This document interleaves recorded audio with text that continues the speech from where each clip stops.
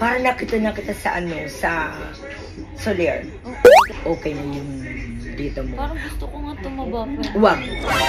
Ah, uso Wag yung na. ngayon yung payat-payat. Hindi, okay yan. Barbie yan. Barbie. Kasi yan ang mga hinahangad ng mga kabaklaan. Yes. Ako Ay, ngayon. bakla ka ba? Akala ko babae ka. Alam mo, ayan na. Kinwit ko itong kita dyan eh.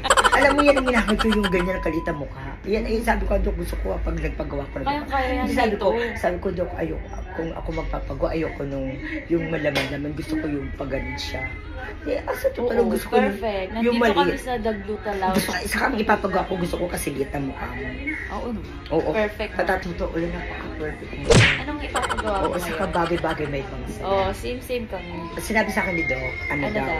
magpapabawas. Ano, cheek? Eto, di ba yung tabari ito, Oo. gusto ko babawasin yan. Parang gusto ko maliit ang mukha ko. Ay, Perfect. babae yan. Wow! Perfect. Alam mo yan, di ba? Kung totoo sa'yo, perfect na yung mukha mo.